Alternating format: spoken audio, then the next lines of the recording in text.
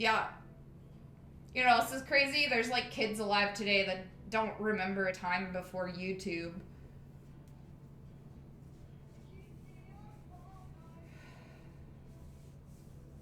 I think about that sometimes. And then one day I mean there's kids being born today that don't remember a time before COVID, before Trump. They don't remember anything. I don't remember things before I was born. So, I don't know, seems important maybe.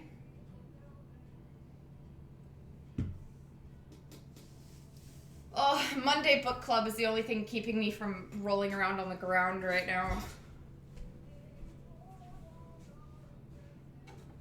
So, Monday book club. My book didn't arrive in the mail. It's not arriving for like another 10 days.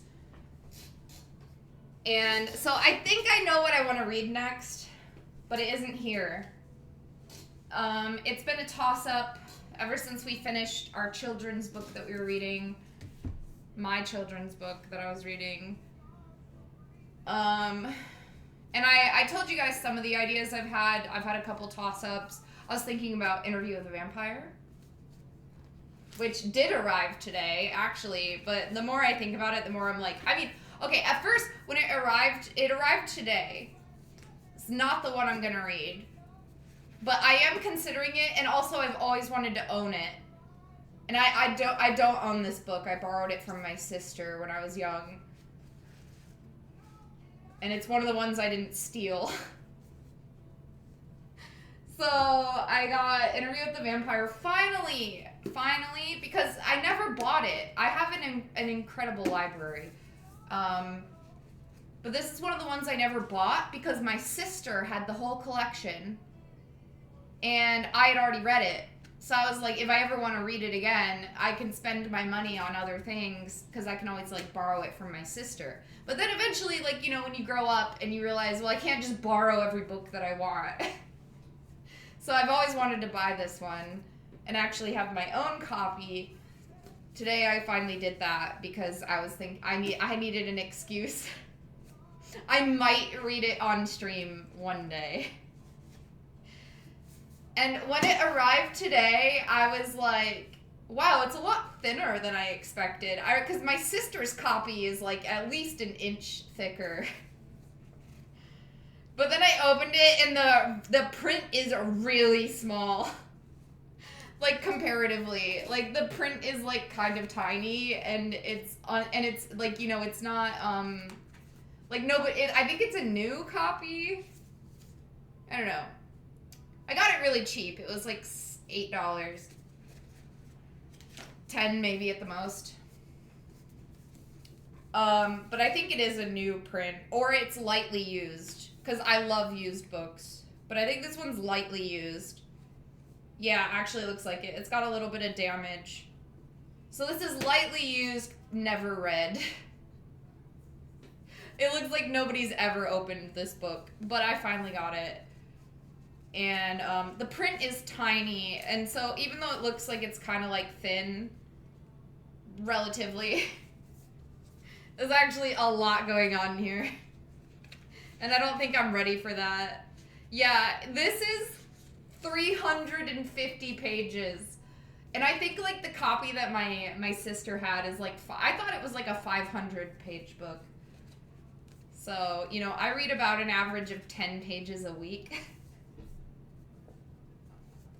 So there's no way we're doing that. I want us to kind of stay in like the 200 to 350 range. But not, oh wait, this is 350. So we gotta be careful there. I guess I mean more like 150. But this arrived today and I'm really happy. We'll just do a light Dostoevsky for fun. New book.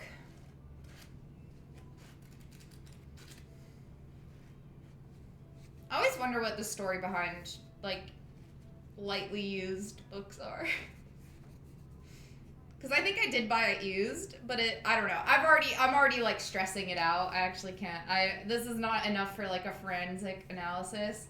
But, I always wonder what the story is. Sneezing.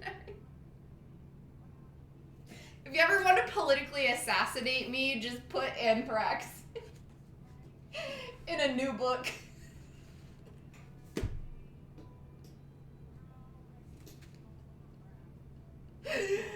I'm actually crying. Oh my god.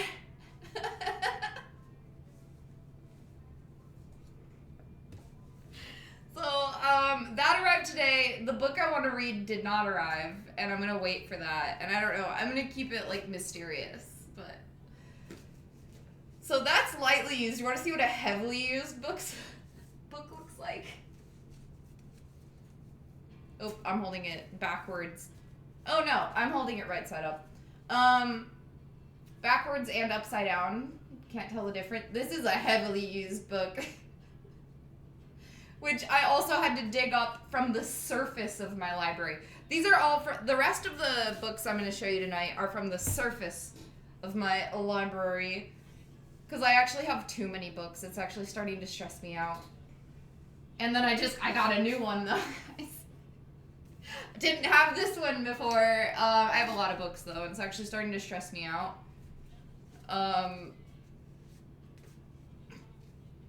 And I recently had to move one of my bookshelves, and I had to use it for a TV stand, so I took all the books off of it, and now I have I have two bookshelves fully loaded. And there's a vertical, like, I'm storing books vertically, horizontally, and I'm triple parking them. It's insane. So I also thought this was going to be a temporary measure. Like when I had to move, I needed a higher TV stand. So I took my smallest bookshelf, and I was like, I'll get a better bookshelf, or I'll figure it out. And I took my smallest bookshelf that was enough of a height, and also very sturdy. And I was like, I'll make this a TV stand. And then I'll put like stuff in the shelves that are relevant to a TV, I guess. Now like I said, I don't have enough bookshelves, and I have shit like triple parked on the little bookshelves that I do have. I have books all around my house. They're like anywhere, any room that you're in, there's probably a book, except the bathroom, because I'm not a barbarian. I have a cat tree. No, a cat tree. I have a cat tree that I'm using just to, like, hold stuff. There's books in cat trees. Like, it's insane. I actually have a problem. But I'm not getting rid of any of my books. I just need more bookshelves. And all of this to say, I had to pick what you're about to see off of the top. Which I also was marveling at my book collection today. Which also has me in a bit of a tizzy. Because I was looking at all the books I've collected over my life, and I was like, damn, these are fucking awesome books. Like, it's kind of sexy. It's kind of a cute book collection. I don't know.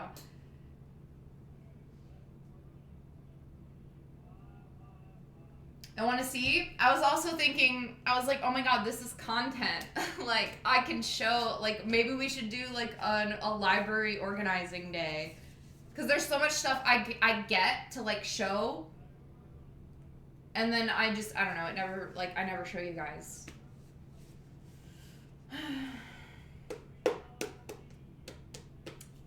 You guys have given me a lot of excuse to buy books.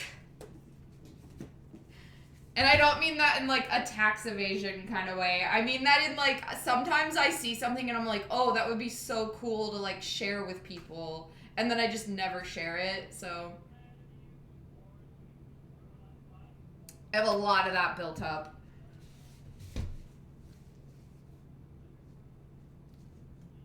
So, we have this. So, this is the difference between a lightly used and... lightly used and heavily used. This one actually has, like, duct tape on it. Or...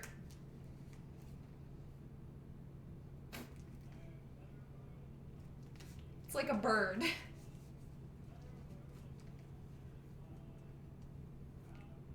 It's almost as bad as, no, it might be worse. Except, I don't know, like, it's kind of inspiring in its structural integrity. It's kind of worse. Someone loved this book. You know what I was thinking while I was looking at this? Oh yeah, you can get bed bugs from books. Never buying a used book again. Luckily, I've had this one for like a long time.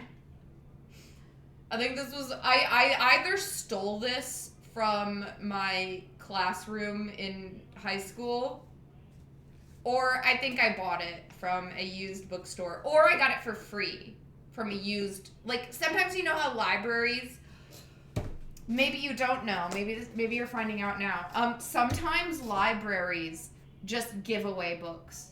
Like, you don't have to have a library card or anything. They get so many books all the time that at like the end of the year they have to clear up inventory, so they just give books away for free. Otherwise they just go into a furnace. I think that's probably how I got this one. Or I stole it from a teacher. But it's a very loved book, and they taped it together. They taped it with Scotch tape. Can you see it? And they did such a good job. Actually, they did such a good job. There's even tape on the inside. And they made sure this shit was not falling apart. And I actually appreciate that. No, I'm impressed. Because the book I was just reading, The Faraway Tree, or The Enchanted Wood, I taped that book. That book was passed down from my nan to my mom to me and all of my siblings. So also kind of like add another generation in between that. And also I think my niece and nephew have read that book. And I was the one who Scotch taped it, and it's still holding up, but it almost fell apart last book club. One of the big accomplishments of finishing The Enchanted Wood was that the book didn't disintegrate while I was reading it, so that was nice. But I was the one who taped it, and it almost disintegrated still. So the fact that this one is, I don't know who taped this, but they did an amazing job. It looks like the book already split in half, and then they just made a new binding out of some fucking Gorilla Glue Scotch tape. I love it. It makes me so happy. Because as I was trying to find a short story to read today, this is 50 great short stories. And I was trying to I was picking off of the top of my library today, frantically trying to find something to read because my book didn't arrive. And as I was looking, there's so aside from how lovingly it's rebound in duct tape, there's also pencil markings on top of the tape. Sorry, I'm actually about to rip it in half while I'm talking to you. There's someone wrote with pencil and marked off each story that they read, and I can't read the symbols. Some of them are little X's and stars next to everyone that they read, or their favorites. I don't know. I need a Rosetta Stone to be able to decipher it, but there's markings in the margins. And then this one, it seems like they're underlining every story that starts with the, but there are other stories that start with the that they didn't mark. So maybe these are just ones that they liked a lot. I don't know. I only had 50. I was doing all of this while I was getting ready today. So I can't actually decipher this. It's not everyone that starts with the, because there's some with the they didn't mark. And then they underlined and check marked. So maybe they were noting which ones they wanted to read or which ones were their favorite, or what I was looking for was short ones. I was looking for ones that I could read tonight. The end. The next option we have is Under the Knife. A History of Surgery and 28 Remarkable Operations, which is a fascinating book. I love it. One of my favorites to bring out when I don't know what I'm going to read.